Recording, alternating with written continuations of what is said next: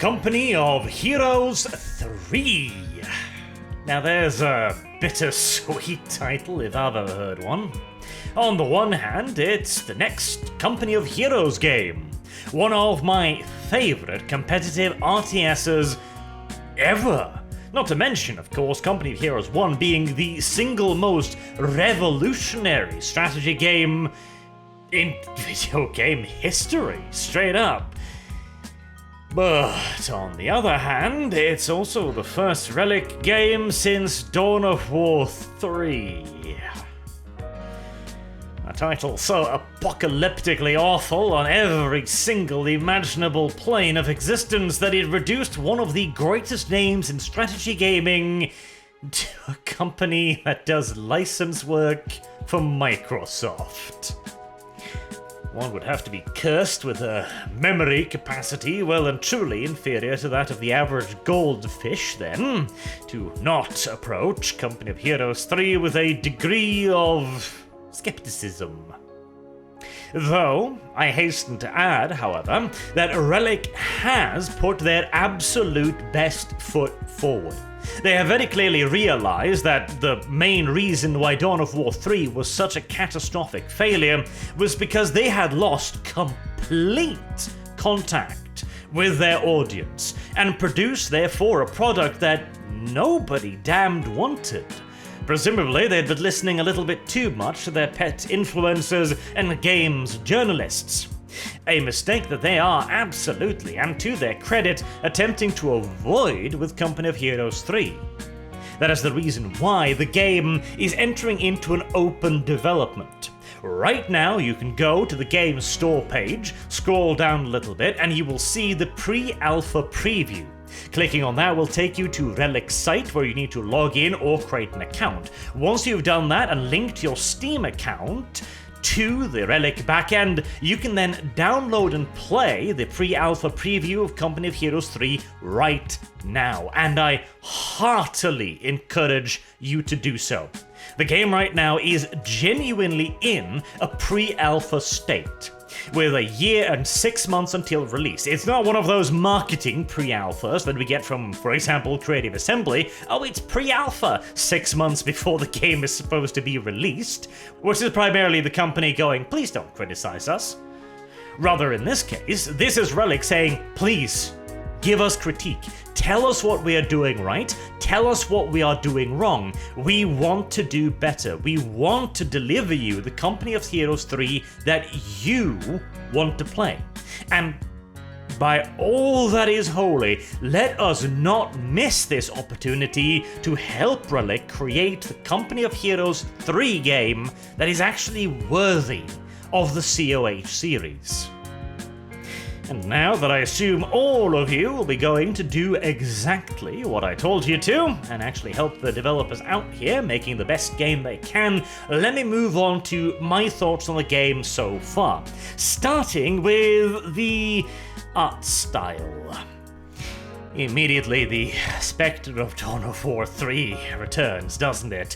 You can see the menu screen here, what would be essentially the box art back in the day. If I put up the examples of COH 1 and 2, the difference is drastic and immediately apparent. COH 1 and 2 were very dark, gritty, brutal, World War II authentic and realistic. COH 3 has that overly cartoony look to it that spells such absolute doom for their latest 40k venture. And this does extend into the game as well. Let me put up here a series of screenshots from COH 1, COH 2, and now 3. You can see that 3 looks a lot more washed out, kind of. The colors are brighter and more insistent, but it is as if there is way too much lighting in the screen, kind of blowing out the colors. They aren't clear and emphasized like in COH 1 or 2. They, despite being brighter, actually stand out a lot less. And it also makes the game frankly kind of painful to play. I could only play the campaign map for about an hour or so before having to take a break because I feel the onset of a headache, and then try and play it a little bit again.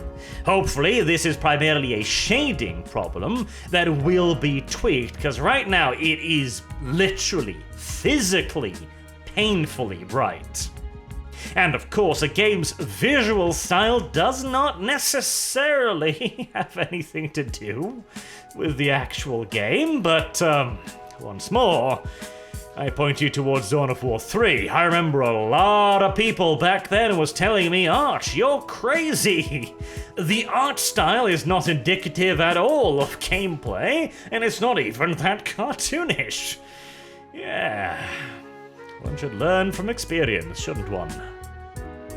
So let us move on then to talk about that all-important gameplay, shall we? And fortunately, here the Dawn of War 3 influence is a lot less obvious.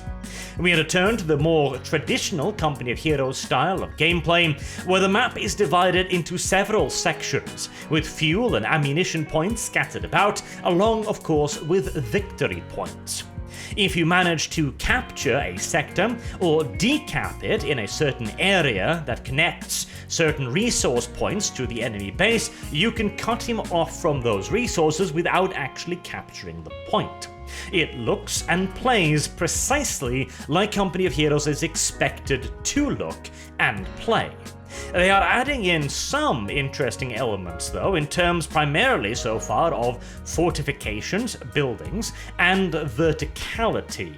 These are probably the largest, immediately evident changes to the gameplay mechanics overall. The buildings, let's start with that. You now have an option called breaching a building, where certain infantry squads, a little bit dependent on the factions, the Americans, for example, can use riflemen, whilst the British use their sappers. They can breach a building, thereby evicting the enemy infantry squad and taking control of the house without having to shoot out the infantry squad inside or pour hand grenades or mortars into the building. This is a very interesting idea, because I do quite like the ability to use more buildings actively in combat whilst not making them overpowered. On the skirmish maps I've seen so far, there have been a lot of buildings. A real lot of buildings. And that might have been a real horror show in the previous games in the series. You rush out an MG, you place it in the house, and you're golden until the enemy builds a mortar, and even then you've slowed him down a lot. Whereas now, if that happens, you can bring up an adequate infantry squad, breach it, clear it, and push out the enemy unit. Very, very interesting.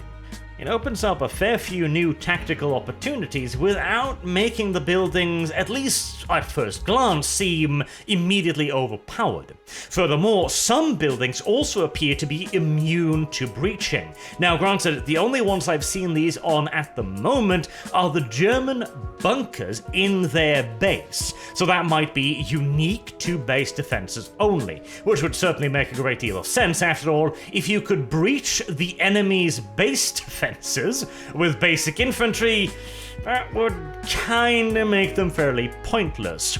But I would very much so like to see the Axis side be able to build unbreachable bunkers, which would give them a very unique strategic advantage. Could be interesting. Then let's talk about the verticality. Hills are frequent on the maps now, and one of the maps, which I'll be showing here, which is a campaign mission, you are actually fighting up a hill. Now, I don't know precisely what the effects of the hill are. I would presume something like increased accuracy or range, perhaps, that would seem reasonable, and units higher up on the hill might be able to deprive unit lower down on the hill of their cover bonus with plunging fire. That would make sense, but I can't confirm whether or not that is the case just yet. At the moment, it is mostly a visual kind of thing, though it can get in the way of some things as well, which could, I imagine, be a little annoying. I've seen an anti-tank gun, for example, hit a hill in front of it, but then also with the next shot shoot over the hill, hitting the target it was supposed to hit. So I'm not sure whether or not that is an effect of the verticality or merely just the game missing a shot. I would very much so, however, like to see hills be given a fairly significant tactical value. After all, if you manage to claim a hill, that should give you a variety of bonuses. Increased line of sight, increased accuracy, make it harder to be hit by enemy fire, so on and so on. There really should be a lot of advantages to an elevated position. The key is, of course, to make it a fun and interesting gameplay mechanic, and not to make it blindingly overpowered. And now that we've finished talking about the two new mechanics, both of which I am quite optimistic for, let's talk a little bit about the gameplay in general, shall we? Now, bear in mind, currently there is only skirmish versus the AI, and essentially skirmish missions on the new campaign map, which we'll talk about briefly as well, closer to the end of the video. The gameplay feels kind of like a mix between COH 1 and 2 with a tiny little bit of Iron Harvest thrown into the mix as well. It is difficult to truly tell against an AI opponent, but the combat feels slightly slower than previously, just a hint or so, which I quite like. It leads to some fairly drawn out infantry fights, where units in cover will take quite a lot of time to whittle one another down, but if one side has serious advantage in numbers and firepower, they can still win the fight relatively quickly and convincingly. I feel as far as in terms of damage goes, they've struck a fairly good balance with infantry combat. Now, the addition of stuff like rifle grenades being a basic ability for the British scares the pants off me, but oh well. In terms of vehicle combat, I really haven't been able to experience that over much at all, because the AI is really pretty bad. I have a sneaking suspicion it has been put to games journalist difficulty only, and I've never gotten to the point where it's been able to produce anything beyond a Wirbelwind. Now, on one skirmish map, it spawned a panther, presumably as a demonstration part of the game, where it's like, okay, you need to use an anti-tank weapon to kill this. And the panther was, well, dumb, unfortunately, and easily dispatched by a 6-pound anti-tank gun, so working as intended, I do suppose. The vehicle pathfinding feels relatively slick, quite good. You can click them around the map fairly easily, and they will reverse intelligently when you click behind them, which is really nice. You can use the reverse key, but in many cases, you don't really have to. There is also a new button that allows you to select whether or not a unit will focus on vehicles or not, allowing you to tell an anti-tank gun to no, shoot at the vehicle, not the infantry. And for tanks, that is perhaps even more important. If you've got a bunch of Shermans around, they may be tempted to focus on the infantry first and foremost with their low-velocity 75mm cannons. But if you've got a Panzer IV nearby that needs to die, ordering them to focus armor is a nice and easy way to make sure they do what you want them to do. There are a fair few little rough patches, however. The flamethrower, for example, I have found to be incredibly unreliable. Most of the time, when I tell it to attack a unit, the guys with the SMGs will open up, whilst the flamethrower dude just kinda chills out to the back, forcing you to move him up manually to fire. The flamethrower animations too are beyond derpy, and they tend to do damage before the flame actually hits, which is another little bit of a problem. Visually too, the game has fallen a fair bit. Now, bearing in mind as well, presumably most of the effects are placeholder effects. You can see this in particular with the vehicles. There are no explosion animations, the vehicle model is simply switched out for the destroyed model. So I'm presuming that a lot of the effects, the rifle fire, the flamethrowers, the explosions, are placeholders until the high quality ones can be brought into the game. So I'm not going to talk too much about that, but I'm just saying I hope they improve on them quite a bit. Presumably they put in place the lower quality 2D effects because the game runs kind of awful right now. It does not run particularly well, but again, this is something I'll attribute to the fact that it's 1.5 years away from release, so I shan't be too negative about that either.